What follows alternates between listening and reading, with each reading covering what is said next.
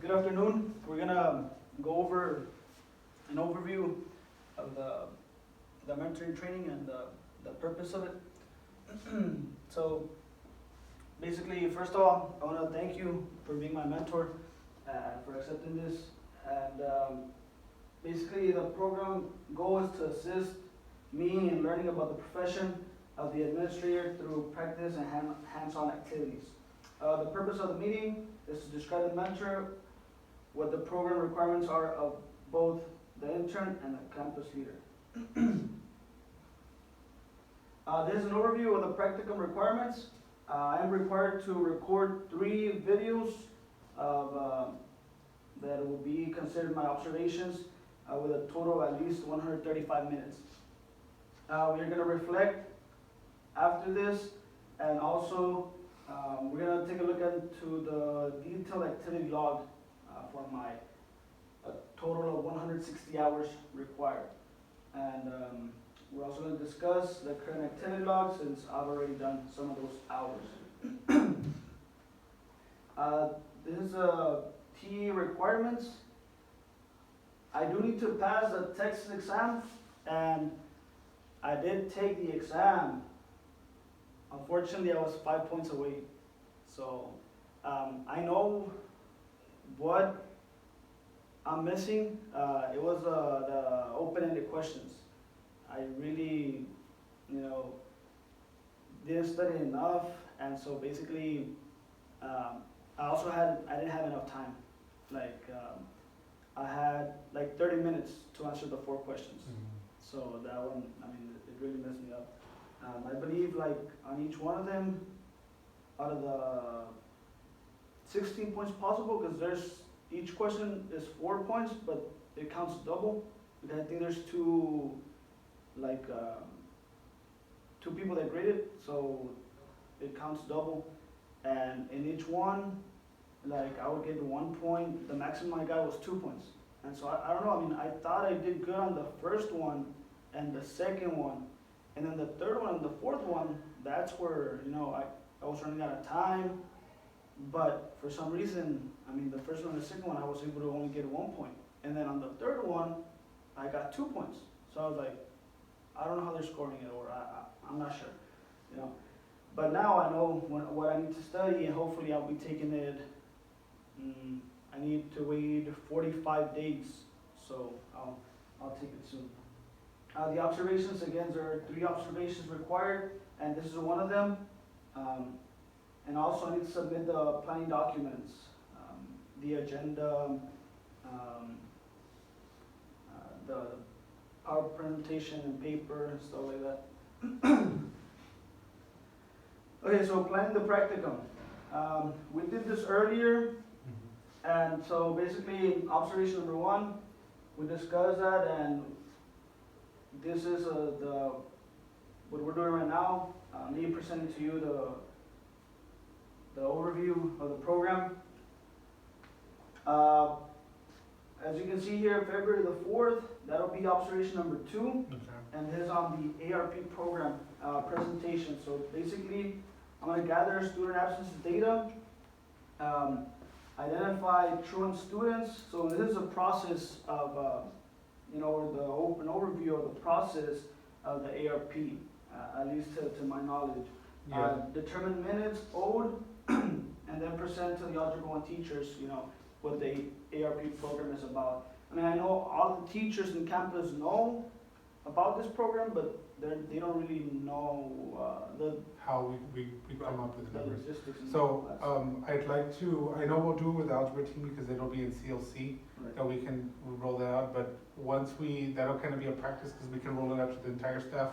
Because like I told you, the attendance recovery program is, it's in its 4th year of existence, and it's a way of getting for students to be able to recover time that they've lost due to illness, absence, because in the state of Texas, 90% of the time the students must be in class, like I talked about. Right. And the state does not distinguish a absence and an illness.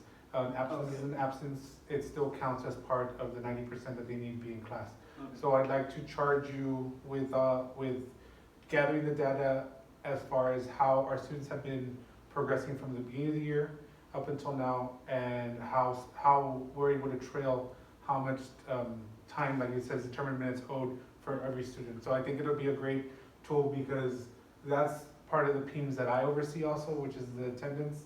And that's one component that I know we talked about today. So, as far as observation number 3, these days are tentative. I mean, actually they're the deadline, so I need to, Before. yeah, either Okay. before or on that date, I need to do this observation. And this one's gonna be on the Algebra 1 benchmark data analysis. So basically, I'm gonna have to gather student Algebra 1 recent benchmark information, analyze the data, and then create a plan of action to improve areas of weaknesses. And so we'll be doing this again with the Algebra 1 group, since Yeah. we have the. So what are some of the things that you said plan of action? So we're talking about. Right, like identify bubble kids, like offer tutoring, either tutoring during school, The after pull-outs. school, Okay. which are the pullouts. Also Saturday tutorials, like we've been discussing. So I mean, these are things we already do. So we're gonna be looking at the data to see, Right. identifying what students and how we can see growth. Right. Okay. And so as far as, again, we already do this, but now I'm gonna be, I guess, kind of like in the administrator position or role.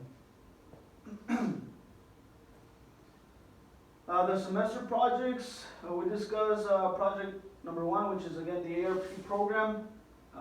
Look into the absences, the reports, identify the truant students, calculate, assign minutes each student, and again monitor student program as well. Project number 2, testing, which is classes relocation. So basically determine what halls will be used for testing, account for teachers that will have to be relocated, assign rooms available to teachers be relocated, and then of course monitor room relocation runs smoothly throughout the day. So let me elaborate a little bit on, I know we talked about the ARP one, which is a huge component because that encompasses all grade levels. But the second one also, like how we were talking about earlier, this one is very unique in the sense that due to construction right now, Right. we're very limited to restrooms. So in years past, we've had all the campus because all the restrooms are available. But this year, we've been doing our benchmarks in 2 halls that we've never really used because they have restrooms available. So the teachers that have been displaced have been non-EOC for the majority. But also the teachers that get rooms a lot of times, and I've shared this with you before, teachers think that I just select whoever to get a room, Right. but we go based on priority of Right. our EOC gets a room, and then also our college classes, things to that nature. And then we try to accommodate others the best we can. So I'm excited for you to be able to see this from an administrator standpoint, because a lot of times the misconception is that we just put people wherever. Right. And there's always a purpose and there's always a plan. And I'm excited for you to see the other end Right. of it, because it gives some clarity if you ever had any questions. And if teachers can also see it, they would Right. understand, like, oh, I get why now. Yeah, sometimes I would get like, hey, how come this teacher got that room, for all the periods? Mhm. But I didn't, or, I mean, and of course it's limited space Yes. and room, so I understand. So it's a big puzzle. Yeah. It's a big puzzle. I bet. So basically, we're gonna be talking right now about future dates and projects. We'll discuss more about that, and also any comments or any reflections that we have. Okay. We're gonna be doing that right now. So, let me make sure this is. Recording says it's done. I guess we can. Can you move over? Yeah.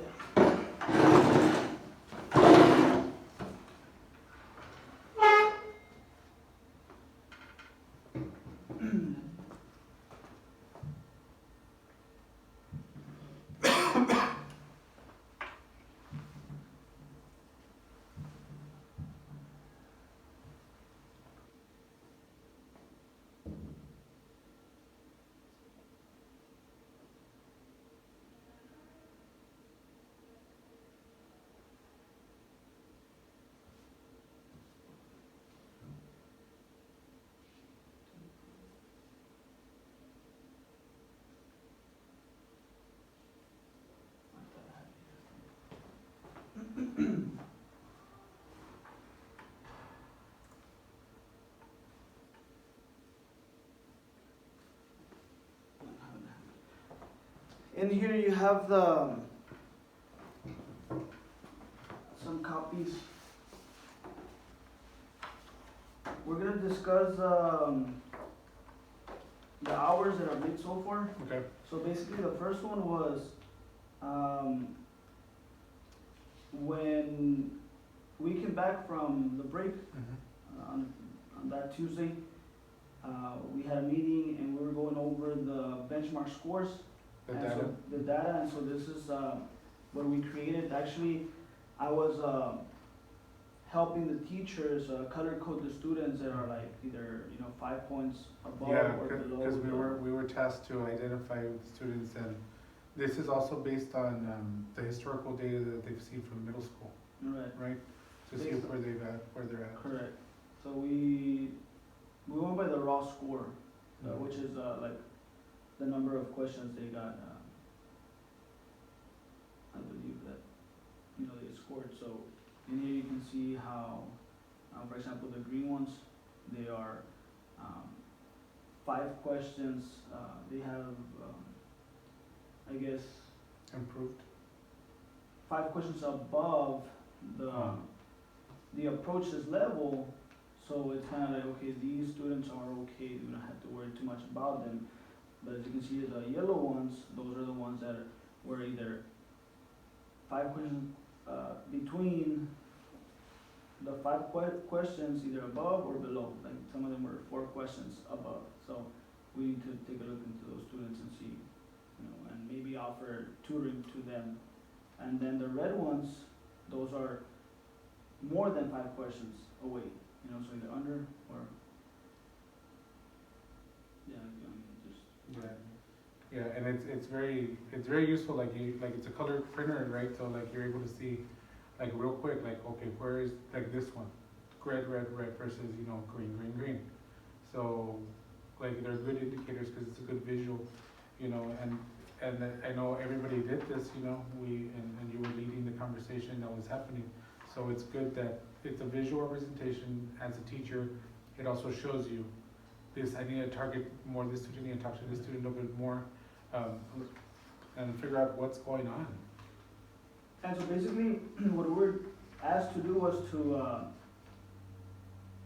create a spreadsheet with the information, but the color coding was not asked from us. So that's where I stepped in and decided to create the spreadsheet with the conditional formatting with the colors, and then I also shared it with the teachers, and I shared it with most of the teachers that were there present in the conference.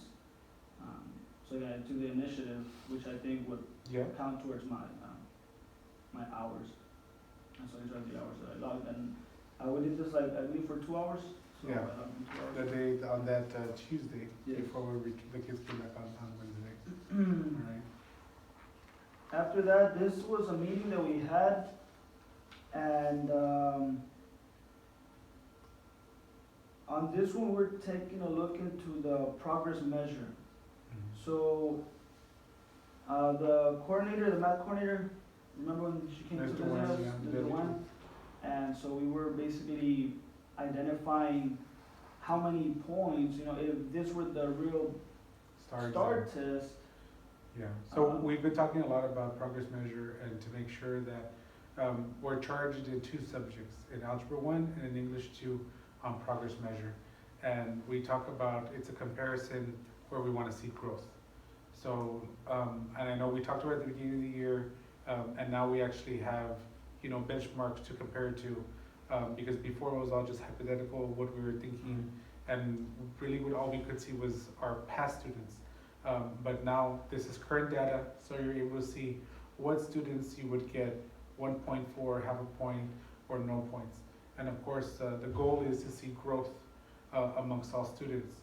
And I know we spent time there talking about this, and this has been a constant topic of conversation, where we're setting reasonable goals. Right. So because we want them all to be successful, but sometimes, I know we talked about it the other day, if you say, I want you to go from approaches to masters, that might not be feasible. Right. So just getting that student from the approaches, even if they're remaining in approaches, but the key was for them to improve, to grow. So we want to make sure that they're growing, because if they grow, we also get that point for the progress measure. So it's important, and this is really good data too, and I like that it was something that was done because it's more relevant because it's your students, Right. and you actually worked it out for each one.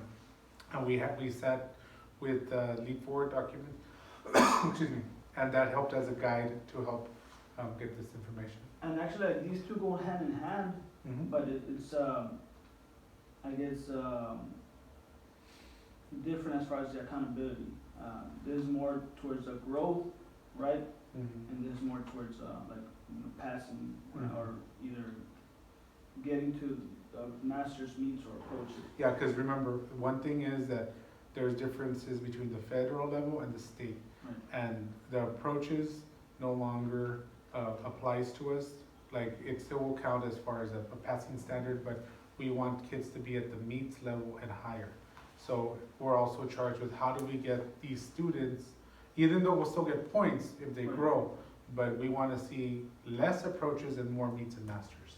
Correct. So yeah, Even if a student fails, we're also able to get some points. correct. So then, I mean, that serves for this purpose, the measuring part or the progress measure, but then not for the The accountability. accountability.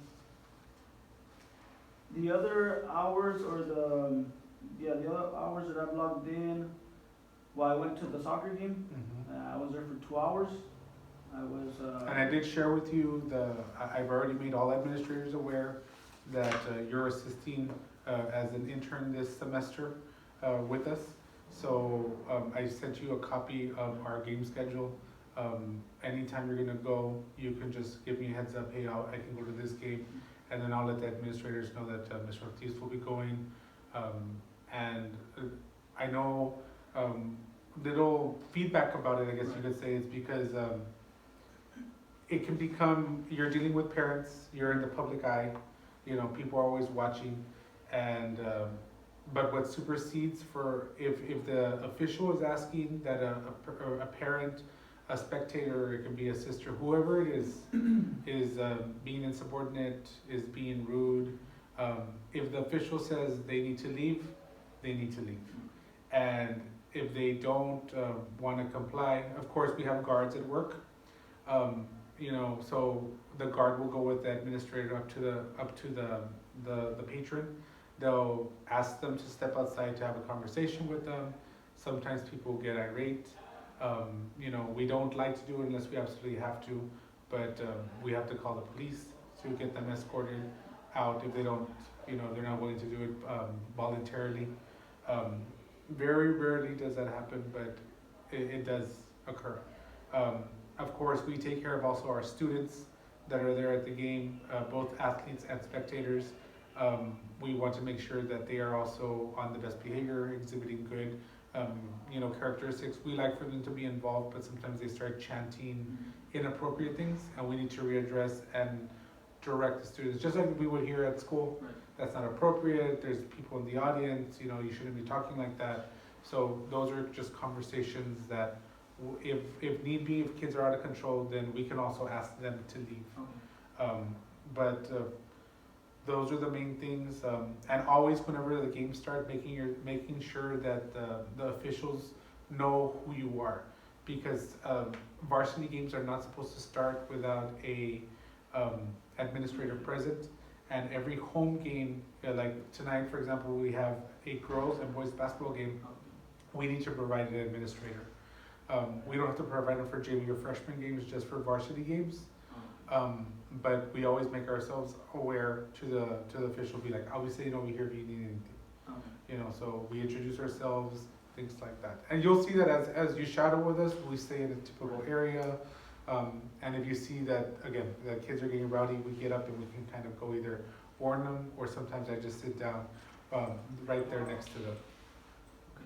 No, it was, I heard that it was shared with me that, like, it doesn't have to be like an AP as long as it's a professional. So like the administrator in charge in games doesn't necessarily have to be an AP. Mhm. Like as long as it's a professor, in other words, it could be like a teacher. But of course, like teachers, I mean, the APs are not gonna send teachers because. And the common practice, or the practice at this school and in this school district is that is a last resort. This campus, whenever we are unavailable as an administrator, there are two people that we go to first, which are our coordinators, our boys coordinator and our girls coordinator, which are Coach Kaufman and Coach Gongora, that can oversee in our absence. Those that would go to next are our counseling staff. Okay. So we do ask our counselors to step in the case that there's a lot going on for us that we're booked, we have to be in different locations or whatnot. But we do reach out to, those are the only people, with the exception of the administrators, that will do game duties. Everybody else, like although it can be practiced, this school does not practice that. Okay. I also had a chance to interview one of the securities as far as their roles, in here. They were sharing with me, their times or, their duties, basically more than anything. And so I believe that was for 30 minutes. Also the game was for 2 hours. So I recorded that for 2 hours, the interview of the security for 30 minutes. And then I also attended an ARD meeting. So that was So it's 45 minutes. yeah, it's different also from an ARD because like I know we've sat in ARDs, and I think we have a 504 meeting later on this week. I Right, believe tomorrow. Tomorrow we have a Tomorrow. 504. It's your student and I'm the one. It's the last name's under mine. Right. And that's another thing you'll see. Different administrators attend different ARDs because we are separated by last name. So like my caseload is from L to M. So that's a big group. It's about 350 kids that I work with. As far as that, if there's any ARDs, any 504 meetings, anytime, I have a buddy. The counselor that's my buddy is Mrs. Guajardo.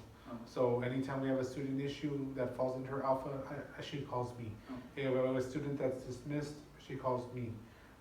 Or not dismissed, but it gets withdrawn because the parent, we go and do the exit interview there with her. But it's very different sitting from the teaching aspect and being the administrator, and in a committee we're trying to make the best decision for all the students, for all students in all subjects. And sometimes that can be hard because they'll just send you the paperwork to fill out, but that's also very important to fill out because that's your voice as a teacher if you're not invited to the ARD, Right. if you're not there in the meeting. But my job as an administrator is to look at the big picture and really push and encourage and make sure everybody's heard. One thing that you'll start seeing with me when I bring you with me to ARDs, if you're available during the conference period and whatnot, is if the student is there, I want to hear from the student because they're the ones that are needing the modifications in order to be successful. They're the ones that are taking the exams. So instead of it just being all of us talking, that student has a voice. They need to be included. So I make it a point that the student is able to share their perspective. Yeah, that's basically what I saw in the ARD. Actually, the caseworker was, kind of leading the discussion, but she would refer a lot to the student, like, okay, Mito, what do you want? How do you feel? Are you comfortable with this accommodation? Do you need extra time? Do you need this? Do you need that? Or should we take this off? Or do you need it? And then they were also discussing like next year's schedule. Like, okay, what class would you want? As far as like vocational classes. And pretty much that was. Yeah, because for the most part, students at the freshman level get to, from 8th grade to freshman, they get presented with all the different career pathways, the K classes, the vocational classes. And then you'll see at ARD that these students sometimes, it caught their attention, and some of them, they're just like, I don't want to do that anymore. Right. So we give them the option because we also want them to be, excuse me, we want them to be active participants in their schedule. Because they're selecting, we'll take care of all the core requirements that are needed for them, but they have a voice. They have a voice as far as what they like. Maybe it wasn't what they thought. So they want to change their schedule, but all of that is done through the ARD. And so I also included there, we're also supposed to talk about like things that I want to, to know or other things that I would like to know during this practicum, and that's one of them. For example, the ARD, the ARD committee. You know, I would like to know more about it. As far as okay, who's required to be there? You know, how often? You know, our ARD meetings. So there's different, like, do you want me to answer that right now? No, Or no, just the this things like evolve or interrupt? throughout Okay, the practicum. yeah. For example, also the thing is that like last year, I went to like 5 or 6 ARDs, and then like I was the only teacher there, so I'm like, okay, like like those are like all the 504s that I had, I would basically go to all of their ARDs. And so I would ask myself, so is it just like me, or is it just one teacher, or did they pick at random? Like, do the other teachers don't want to go, or you know what? So a lot of times two things happen. The co-teacher, because they have a schedule where they have to be in the room servicing students, they try to schedule the ARDs during their conference period. If the parent is not available to come, like let's say for example, let's say if you were the co-teacher, today you had off 7th and 8th period.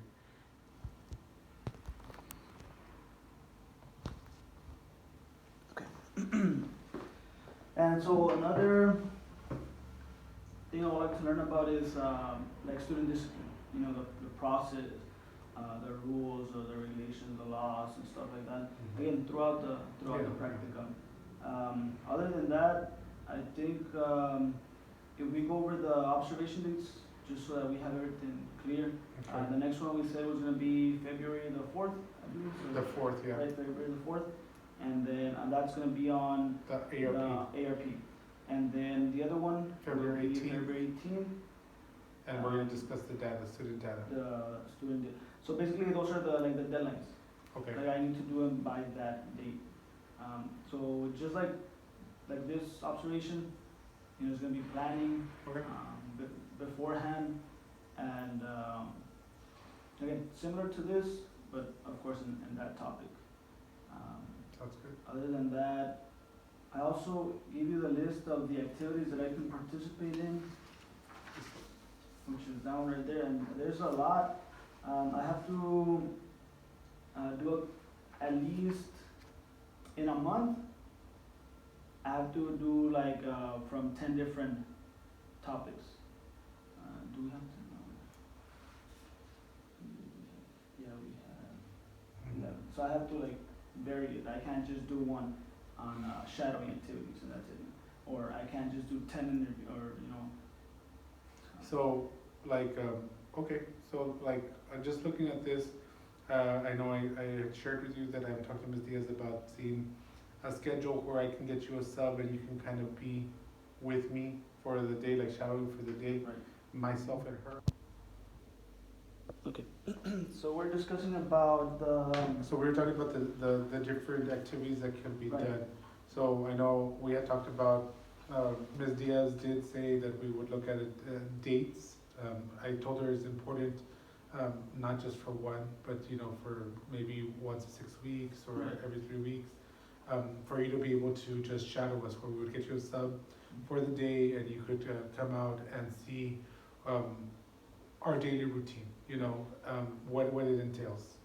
So basically, I have to do 160 hours, and this course is 7 weeks long, so practically till March probably, like or late February, and I know I'm not gonna get the hours done by that time. So what they told me was that they'll just put a hold on the grade Until you finish. until they give me until May, and that way I had until May to finish. So hopefully Okay. by that time, you know, we're able to complete. And all there'll the be a lot of stuff. different opportunities like that. That's one component. I know we had talked about the walkthroughs. As I'm looking here at the list, PEAMS is big. I oversee PEAMS here at school also, so that can be something that that I can kind of walk you through. As a scheduler, PEAMS is really important. I'm also looking at Another thing I'm interested in is the master schedule. like I've always wondered how is it done? Like, isn't it like real complicated and stuff like that? So I mean, I would like to, Okay. look into that as So, well. I mean, that's me. So let me start off again. I know you know I'm the scheduler, and I wear various hats. So I oversee math, like you know. I am the master scheduler. So my contract is bigger. I have a 226 contract, and the other APs have a 212. So you're the only one with the. Me and Ms. Diaz, the campus principal, are the ones that have a 226. Because we spend our summers planning. So I only get like about 2.5 weeks versus everybody else has a month.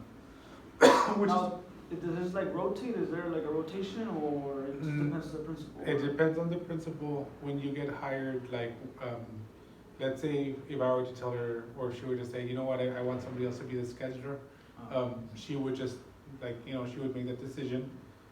When I got hired, the person that I replaced was the scheduler. So coming in, I became the scheduler. So I learned how it works, and this is my 4th year that I'm finishing up being a scheduler. And what I can tell you is that every year is different. Every year, and I say that because students come in with different needs and scores are different. So we've been trying to be more prescriptive in our planning.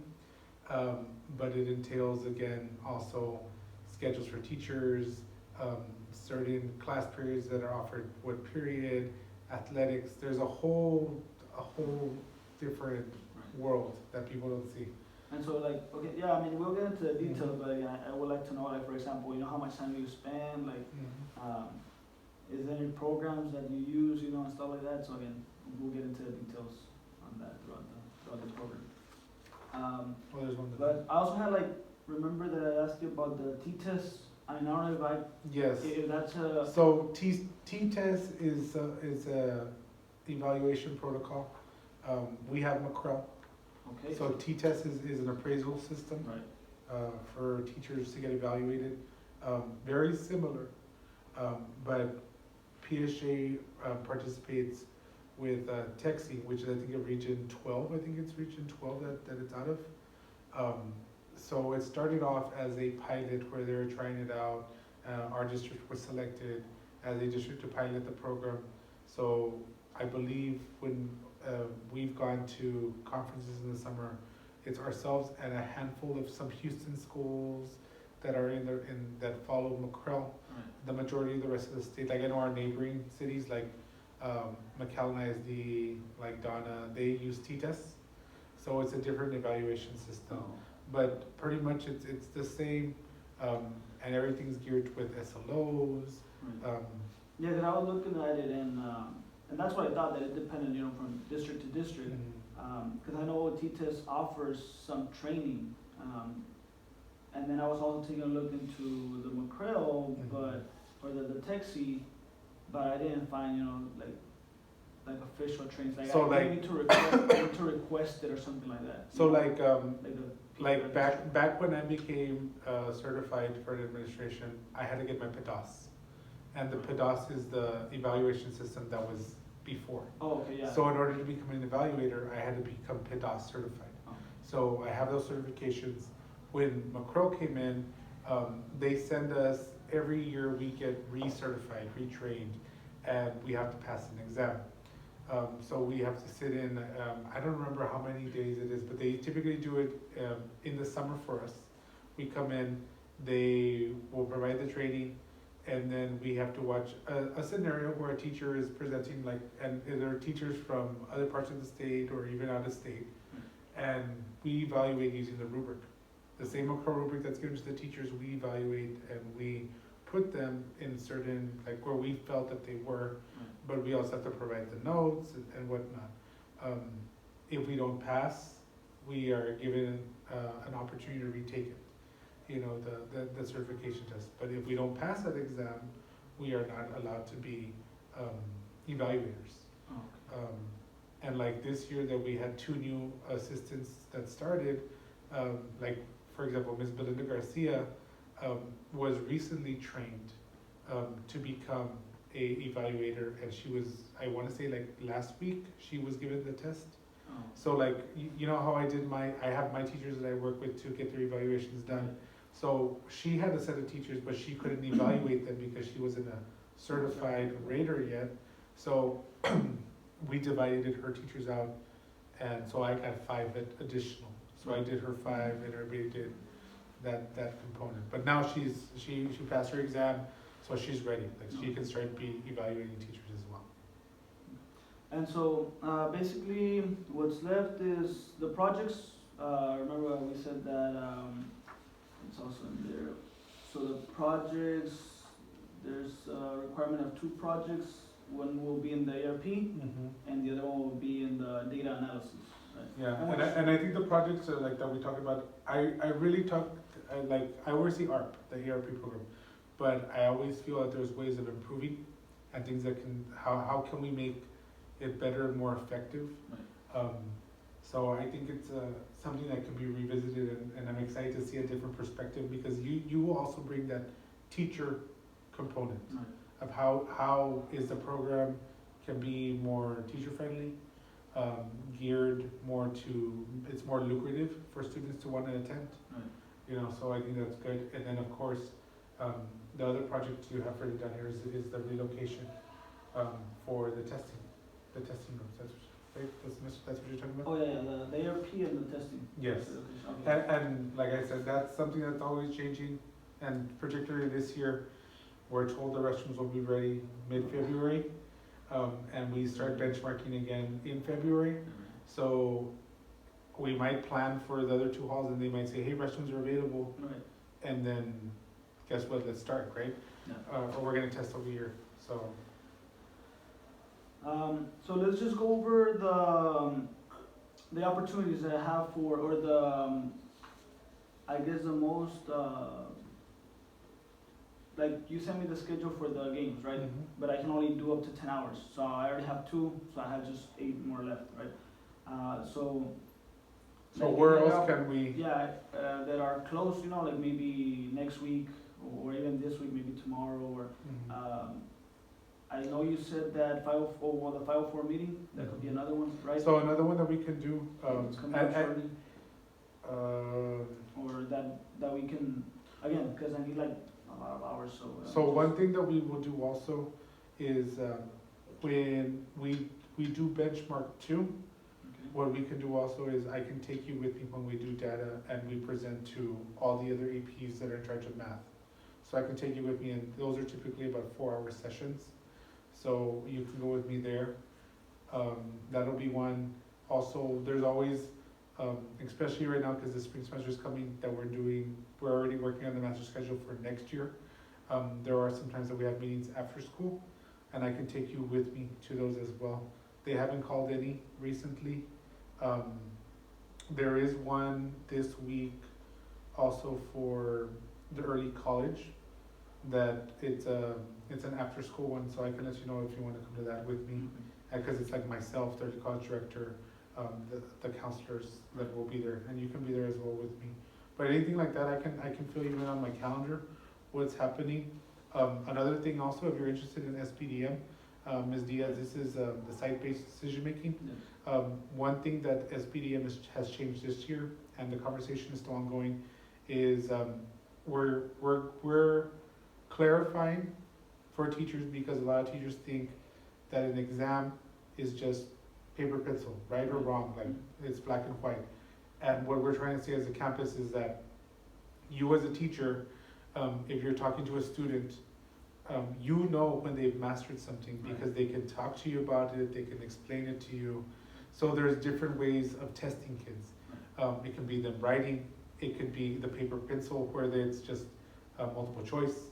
It can be true and false, it could be conversations, it can be a project. So there's different things that could be utilized for testing purposes. So I saw SBDM, so that's what made me think about that. So there's a lot, and then even I would not be opposed if you wanted to go. I would go with you if you wanted to. We could go to a school board meeting, because a lot of times in school board meetings you're able to see like a lot of like, when we ask for certain programs to be bought, or textbooks, you'll hear the discussions that exist among school board members about purchases, or sometimes they're just talking about construction, how much construction costs, things like that. So if you need me to go with you to a board meetings, we can. And so these board meetings are every week? They're Or every once a month, the first The Monday. first month. The The first Monday. first Monday, okay. Typically it's a Monday. They had one last night. Okay. They had one last night, but I think it had been pushed. Oh, okay. Yeah, But- so I guess we can, and I know like you have a lot of things to do and sometimes, you know, it's gonna be difficult for you to accommodate me or whatever, but. We'll work on it together though. The other thing is that I can also ask Ms. Diaz, I see here team meetings. We do meet every Monday after school to kind of like wrap up or what our week's gonna encompass. So we have these administrator team meetings.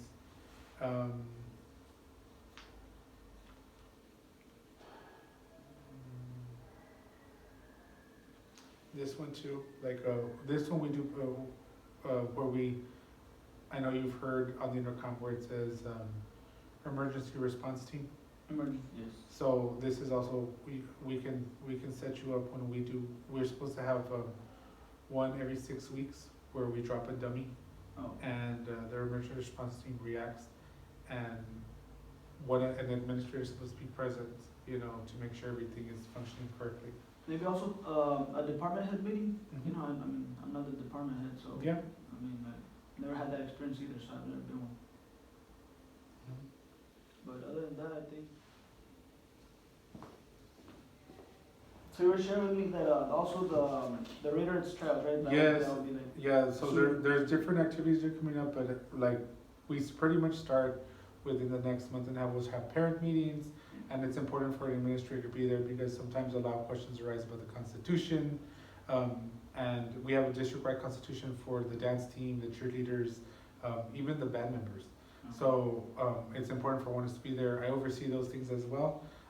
So it's important for one of us to be there because there's always a lot of questions, and if we need to clarify or get clarification for certain parents, we can then and there. also like, what about duty stations, you know, maybe, I don't know, like, do you go check, you know, for duty personnel? In the or- morning, yes.